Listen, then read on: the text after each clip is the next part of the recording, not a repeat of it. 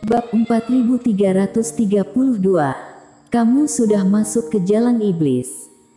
Di mana Master dihormati, Erikin dengan mudah merobohkan puluhan dari mereka sendiri dan dia harus bisa menerimanya. Oke, izinkan aku mengajukan pertanyaan pertama, tempat apa ini? Erikin adalah orang pertama yang mengajukan pertanyaan dan Junaedi Wang benar-benar bingung. Tempat apa ini? Kamu tidak tahu. Kamu tidak tahu, lalu bagaimana kamu datang ke sini? Namun segera, Junaedi Wang menyadari apa maksud Erikin. Senior, ini adalah pinggiran laut warisan, sekitar 5 atau 6 hari dari tempat poin bintang muncul sebelumnya. Tampaknya posisi formasi teleportasi hampir sama. Para master yang kamu temui di sini, dari kekuatan mana mereka berasal dan konflik apa yang terjadi sebelumnya, beritahu aku semua yang kamu ketahui, kata Erikin lagi. Selanjutnya, Junaedi Wang gemetar dan menceritakan semua yang dia tahu. Vinola dan Tuan Istana yang ada di daerah ini, serta Yudhira Ying. Setelah Junaedi Wang selesai berbicara, Erikin akhirnya menemukan situasi umum di daerah ini. Dia merasa sedikit bersemangat, akhirnya bertemu dengan Vinola Su dan yang lainnya. Namun, Long Su, King Su, klan beruang dan klan unggas semuanya ada di area ini. Benar-benar kacau di sini dan situasinya jauh lebih rumit daripada tempatnya sebelumnya. Dengan begitu, dia harus pergi ke jalan lebih awal dan menemui mereka. Erikin bangkit dan mengeluarkan kapal terbang cahaya ungu. Jaraknya 5 atau 6 hari dari poin bintang dan mungkin jauh dari pusat pertempuran. Tentu saja, tidak menutup kemungkinan situasinya sama seperti sebelumnya, memegang kekuatan suci dan terbang keluar sepanjang waktu. Dalam hal ini, mungkin dia bisa bertemu dengan Vinola Su, Mita Yan dan yang lainnya sebelumnya dan bahkan memberikan bantuan. Namun, kesempatan ini seharusnya tidak banyak dan Erikin tidak menganggapnya terlalu serius. Singkatnya, ayo pergi dulu. Dengan lambaian tangannya, semua kultivator yang setengah mati terlempar ke kapal spiritual kapal dan kemudian Erikin juga terbang bersama Junaedi Wang. Tunjukkan padaku lokasi poin bintang, kata Erikin. Junaedi Wang tidak memenuhi syarat untuk membuat keputusan, jadi dia dengan patuh memberi tahu lokasinya. Kapal terbang cahaya ungu bergerak keluar dan Erikin duduk bersila di perahu lagi. Pada saat ini, orang yang sekarat di sekitarnya dan hanya Junaedi Wang yang bangun, tetapi dia juga terbungkus oleh Sky Eater yang tak terhitung jumlahnya dan dia tidak berani bergerak. Erikin melihat ke langit lagi. Sepertinya pertarungan belum berakhir, daftarnya, terutama nama keempat, masih terus berganti. Pertempuran terakhir masih berlangsung sebentar. Dia memanfaatkan waktu ini untuk melihat keuntungan sebelumnya. Dengan pikiran itu, Erikin secara sadar memasuki ruang memurnikan obat. Setelah terbang ke daerah ini tadi malam, dia langsung mulai berlatih dan memulihkan diri. Dia bersiap untuk mempelajari kekuatan suci pagi ini dan bertemu lagi dengan Junaedi Wang dan orang sampah lainnya. Meskipun dua kekuatan suci yang baru dia peroleh pasti lebih canggih, tetapi sekarang bukan waktunya untuk segera mempraktikkan pencerahan dan Erikin juga memiliki sesuatu dari Rico Long. Keluarkan semua yang ada di dalam tas penyimpanan Rico Long. Seketika, ruang memurnikan obat tampak diselimuti cahaya bintang. Segala macam barang dewa bintang cukup menyilaukan mata, membuat wajah Erikin berseri-seri. Total ada 10 botol cairan spiritual. Klan naga sisik kaya dan berkuasa. Mereka tampaknya khawatir dengan pemeriksaan oleh Erikin dan mereka menggunakan semua botol berharga. Jumlah cairan spiritualnya tidak besar, tapi cukup untuk menghubungi iblis langit bermata 3 setidaknya 3 atau 5 kali. Yang paling penting adalah ada 2 kekuatan suci, 6 patung pusaka dan 4 yang dipadatkan setelah membunuh Rikolong, total 10 patung. Kekuatan suci adalah hal berikutnya, yang penting adalah 10 patung itu.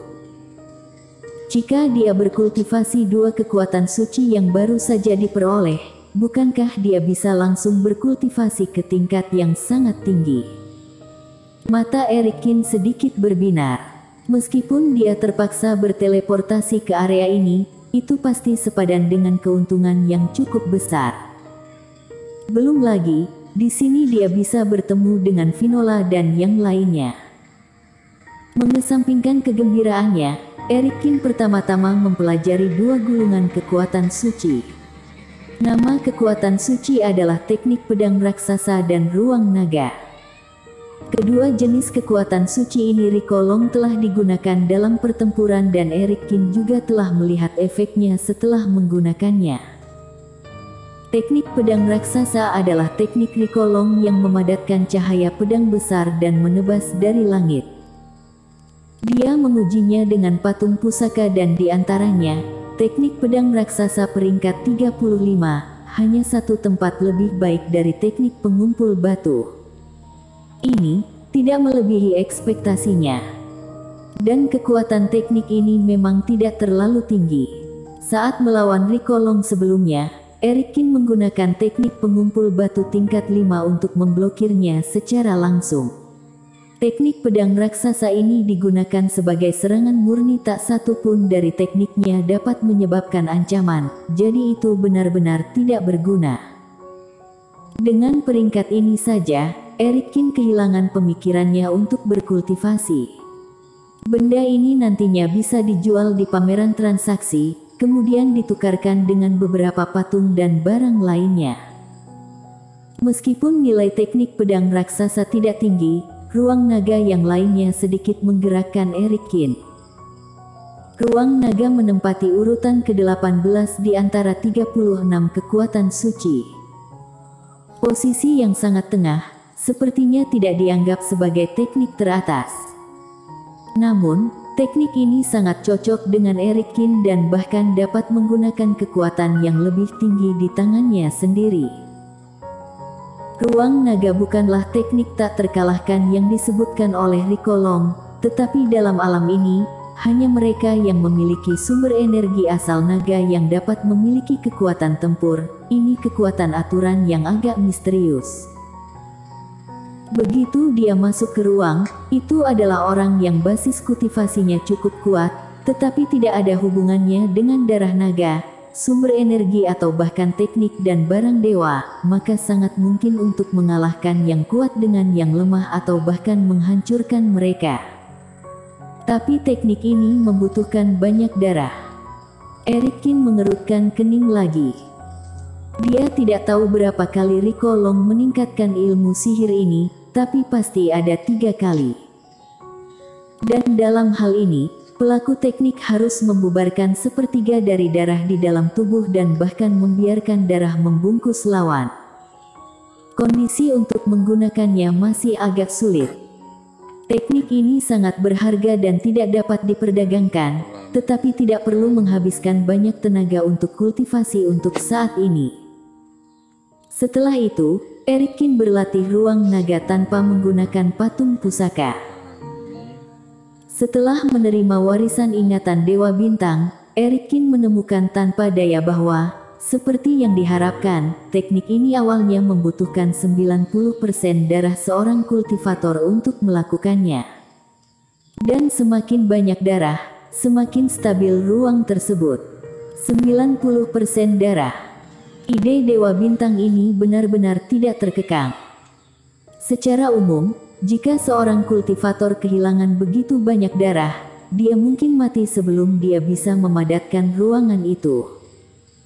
Ini adalah keterampilan sihir, seni kejahatan mutlak. Kamu orang jahat, kamu benar-benar mempraktikkan teknik menjijikkan seperti itu, kamu benar-benar akan jatuh ke jalan iblis.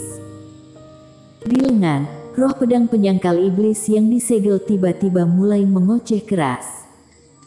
Tunggu, aku menggunakan darahku sendiri untuk membentuk penghalang. Apakah ini juga ilmu sihir? Eric Kin berkata tanpa bisa berkata-kata. Dia tahu orang ini mengaku di jalan benar dan tidak bisa mentolerir sedikit kejahatan, tapi dia juga punya pendapat untuk ruang naga ini. Kultivator didasarkan pada tubuh Taois dan jiwa dewa sebagai sumbernya. Darah juga merupakan esensi dari kultivator. Untuk memadatkan ilmu sihir melalui pertumpahan darah adalah memutilasi diri sendiri, dengan imbalan kekuatan ilmu sihir. Apa bedanya dengan keterampilan sihir? Ini adalah jurang yang tidak akan pernah bisa dipulihkan. Kamu harus melepaskan teknik ini secepat mungkin. Bersambung.